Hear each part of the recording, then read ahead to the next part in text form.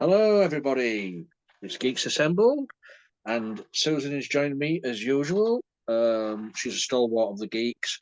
Um, and this week we're discussing a classic 1950s movie, exactly from 1950 to be precise.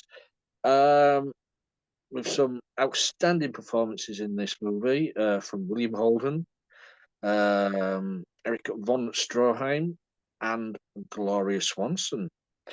We are talking Sunset Boulevard, the movie, not the famous musical by Lloyd Webber, but the movie.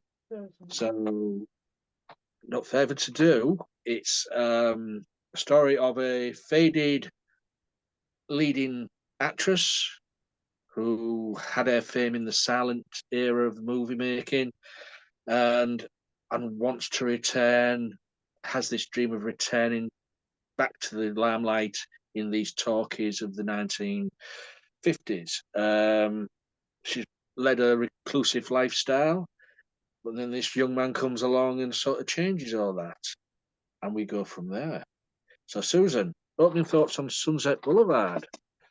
Hey, I've seen this one before, and it is there's some send-ups of it in different places.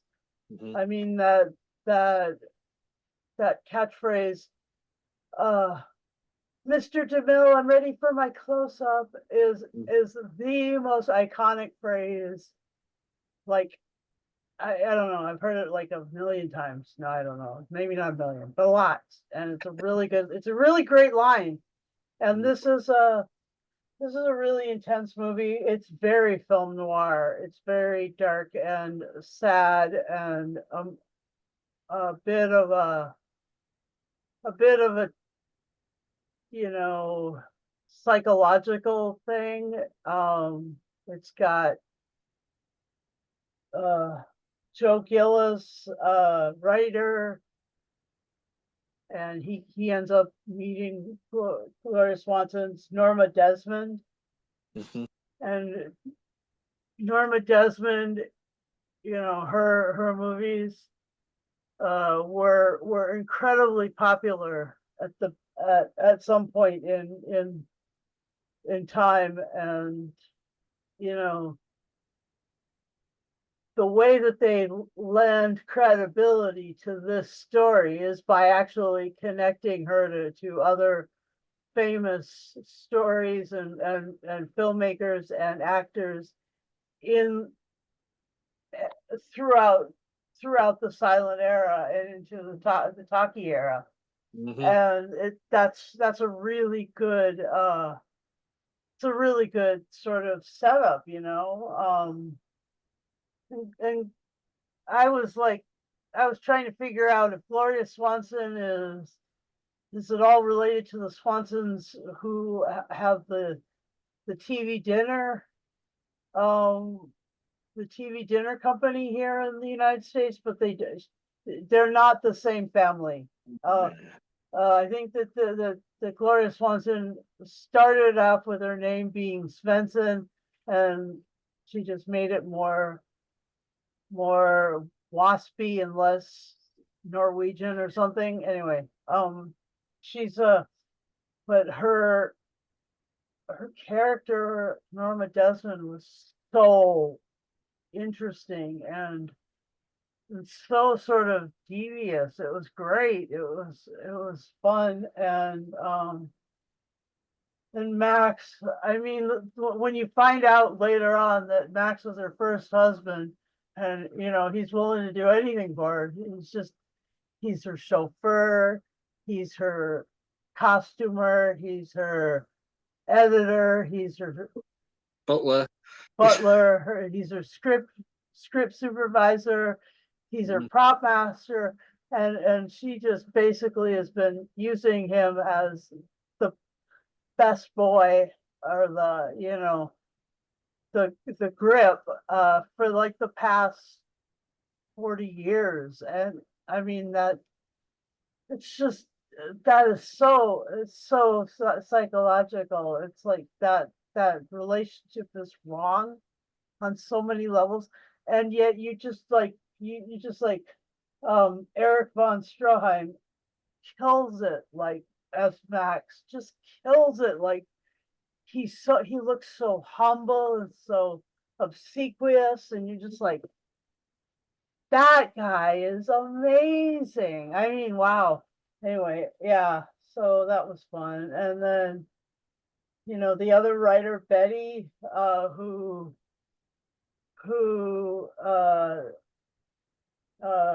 Joe's kind of speaking with, played by Nancy Olson, they are, that's a fun, I mean, that's the only sort of light relationship in the whole deal. Mhm. And yeah, so pretty cool movie. There's this painting of there's a painting of people in a diner that is also sometimes like called the sunset, or eating at the sunset or something. And there's just, this movie made so many things sort of interesting about the sunsets, this Sunset Boulevard being one of the main thoroughfares through Los Angeles into Hollywood. And it really is sort of the avenue of dreams. I think Man's Chinese Theater's on there, and I mean, it's I think it intersects with Rodeo Drive in someplace in Beverly Hills. I don't know. Anyway, it's just an immense kind of Los Angeles scene. It is its own scene. So, and then the whole thing with it being about Paramount, that was pretty interesting. Like the connection to Paramount, the fact that they use the actual theater day, and you could see Gloria sneaking in through by using the old guy who Mhm. loved her. Like, that was fun. There were some great moments in this. And yeah, so I think I should wait for Lee to catch up. Go ahead, Lee. Your thoughts and stuff about this. Well, it is. I think it's a great story of failed success or trying to regain success, um, of having that dream, and it's a story also of being used, because Joe used Norma, Mm-hmm. Norma used Joe, Mm-hmm. um, but the casting in this, Gloria Swanson was a very, very big silent movie star back in Mm-hmm. the 1920s and 30s. And to have her play this character in 1950 using old clips from her movies and having the old photographs I mean, that the room was just ordained with old, it was like a shrine to herself, all the Yeah. photos of herself. Was a great idea, to and she played it so well. And you could see the character of Norma Desmond unraveling as the movie went along, mentally unraveling. Mm-hmm. But they used each other. Mm-hmm. He was quite happy to use her for living in the house, uh, buying him clothes, feeding him, Mm-hmm. So, and she just wanted to be recognized again and loved, Yep. and He to was a also, kept man. yeah, too kept. Um, so much kept, he sort of became a prisoner. Mm-hmm. And then you've, as you say, Max Eric von Stroheim. That What a was great!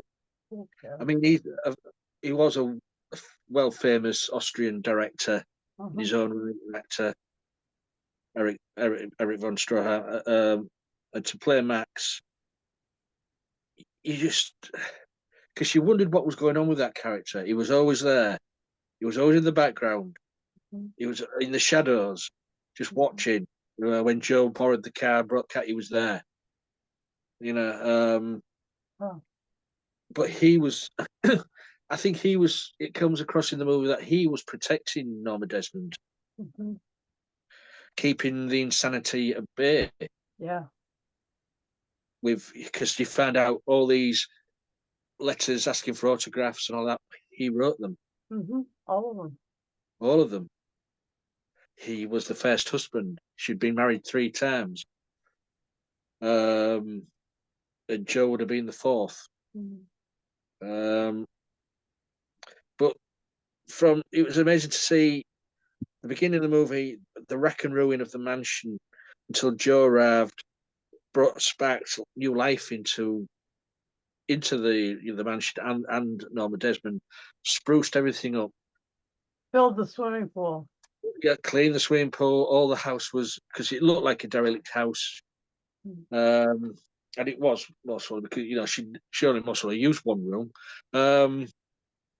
But yeah, it was great story, and as you say, it's very noir, and to get also as well because I noticed Buster Keaton appeared in it as well, playing bridge.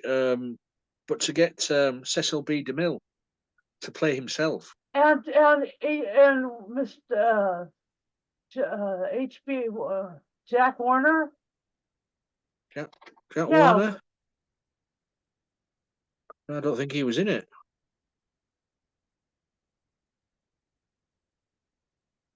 HB Warner. Yeah, he was. Oh, The Warner brothers Warner. And then there was also oh yeah. I'm sorry, yeah. I'm looking at Jack Warden. Yeah, HB Warner. Yeah. there's and then there was a couple of actresses, Anna Nilsson and Hedda Hopper. Yeah. And then there's our Norma Desmond, all kitted up like Charlie Chaplin doing the Little Tramp, right? Yeah. That was so cool. It was so cool. It's a cool movie. It, and it's and then when you realise from the beginning of the movie, I mean, the film narrator is Joe. Is Joe. And then you find out he well, it's not surprising, there's no spoilers here. I mean, this is from 1950, but he was the body in the pool. He was. So he narrated it all.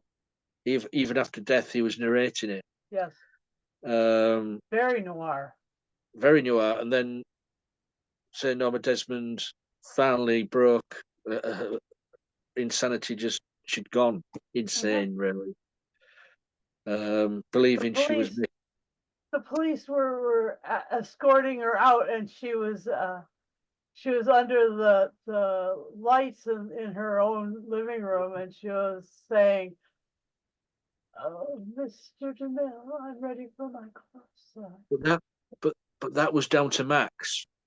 That was down to Max. Oh He my was God. there with the cameras. Okay. He was still protecting her, there, making it more easy for her. But that, as you say, what a way to finish. I'm ready for my close up now, Mr. DeMille. And then she just goes to the camera, and it just what an amazing way to end the movie. And she, Gloria Swanson, got so much recognition for this. It became her most famous movie. She was so big in the silent movies to come back and do this, and I think she only made. I know this was 1950. I think she only made two or three more movies after this. Oh, okay. She passed away in 1983, but I think she was a bit choosy what movies she made. With Which good reason. That's a, yeah, I mean, a woman of that much talent should be choosy with this. yeah. I mean, it's. I think I don't know if this is the first time I've watched it from beginning to end Huh. because I've always either caught it halfway through, usually on TV late at night or whatever. But I don't. I was trying to wrap my brains to think: have I actually watched it before from beginning to end, or have I cut halfway? But anyway, but it was really nice to sit down and watch something like this. I'm glad I've chosen, Yeah, it's and a good choice. yeah, and seeing as there was no connection to the other movie we're going to do later on, but Except there for is a the fact that they were both actresses and both bit of ancient. failed success. Allow me to try and tie the two together because there really were a lot of similarities actually. Yeah, yeah, that was just by coincidence. Random. Yeah, it was random. I just thought, oh, let's do that. I know you think it's random, but we are geeks assembled, and I will find the geeky connection between any two movies. Everything can be tied together. Hmm. It's all interconnected, as Dirk Gently would say. Hmm. I mean, I mean, she was a fragile character, was Norma Desmond. Yeah, Uh, trying to commit suicide, yeah, um, threatening with a gun, yeah, um, and she was so desperate to be in front of the cameras again yeah. that nobody would no, nobody would tell her the truth. Mhm. Which great character, and say the movie was such a success. I mean, later on, well, few years, decades later, of course, has been a successful musical. Um, Sunset Boulevard with, I think, most famously, Glenn Close played part of Norma in the Yeah, musical to begin with, and she made a big success out of that. Uh, but yeah, it's not a movie you'll see often on the TV these days. But I'm glad we can do this sort of thing at Geeks. yeah, and the uh awesome thing is is Billy Wilder. He did a lot of things that we've reviewed, like Some Like It Hot, Yeah, and he directed this, and also I think he co-produced. Was it or co-wrote or something uh-huh, like that? yeah, yeah. So I mean, and I was interested in finding out if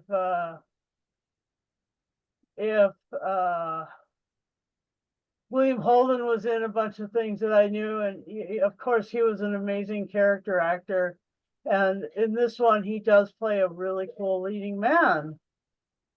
Hmm. So that This was you the know, height of his success that this era. was it Yeah. really was. He sadly died accidentally in the 80s. Slipped on the bathroom floor and bled to death. But the age gap. I think William Holden was 30 odd when he played Joe, and Gloria Swanson was in her 50s, Uh-huh. and they tried. They wanted to make the age gap look more. So Looking more they, want, intense, like a they, woman in her wanted, they, yeah, 70s, and they wanted to make Gloria Swanson look even older. yeah, She refused. yeah. They said, "No, no, make William Holden look younger," Right. which they did. Yes, they did. Yeah. So she was totally in her right to do so because she was a leading lady and a big, big queen of the screen. So, anything else you want to say about Sunset Boulevard? Um,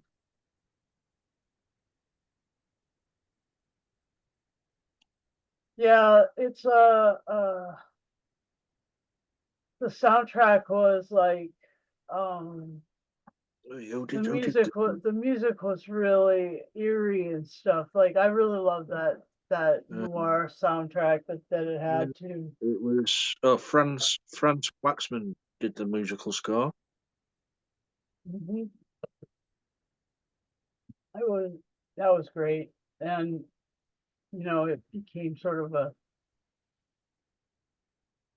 a thing when Sesame Street tries to do something that looks a little noir. They use the same kind of music, I mean, and to me, I find it amazing. Gloria Swanson with her silent film career. mhm, When you think she knew Valentino, mhm. you think, wow, one of the back then of that period, Valentino and all them people from that era, she was there. Yeah, and then they name drop that in the movie Yeah, as the man who danced on that floor. yeah.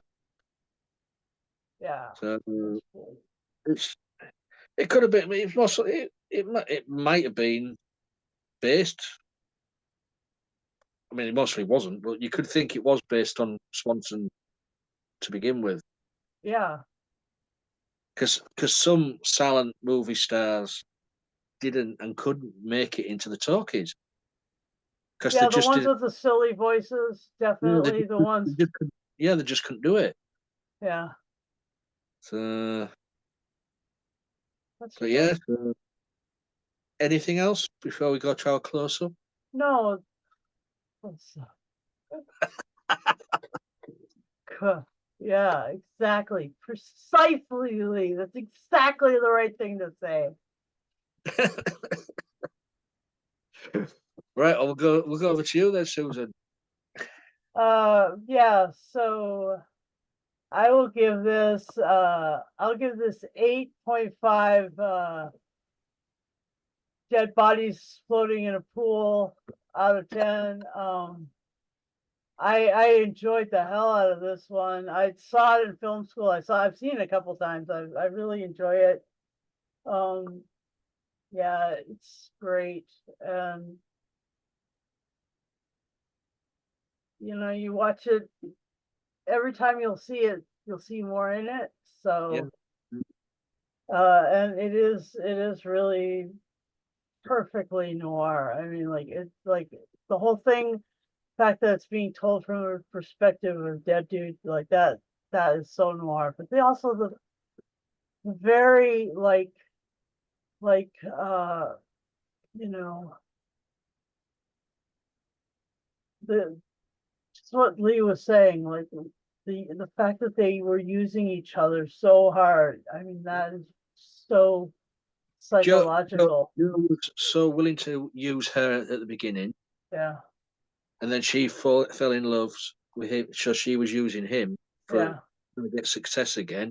But then yeah. he felt the pressure from her. He wanted to until Hmm. he wanted to get away from it all. Right. So he ended up with that other writer hanging Yeah, out. but it's a beautiful movie. Mhm. It is. It's beautifully shot and lit, and so me personally, I'm going to give this 10. 10 dead chimps out of 10. If you've seen the movie, you know what I'm on about. Yeah. But yeah, Yeah, you that's see, you thought that was a person. You really yeah, you did. did. You really like you got it in your head that that was a kid or something. Yeah, Yeah, it but do it with a chimp. was. Um, yeah, so that's our little geeky review of a classic from 1950, Sunset Boulevard. Um, if you've seen it out there, leave a message below. Let us know what you thought of the movie. And please, please, if you want to join us, as I say, leave a message below on this video. This video is shared across the social media. So when you come across it, just leave a message. We just ask you to be 18 plus. Um, all you need is a working camera, microphone on the device you use. And then along the way, if you'd like to subscribe to our YouTube channel, when we say subscribe, just press like, and there's no payment. I hate that word subscribe. Well, it is a free subscription. Yeah, but when people say the word subscribe, they think, oh, I'm not paying for that. No, but it's like the way the RSS used to be. Yeah. Well, say if you do subscribe, press the bell notification button, and you'll get Ding ding. notified every time we put a video. So that is it now. So we all stare into the camera, ready for our close up, Mr. Deville.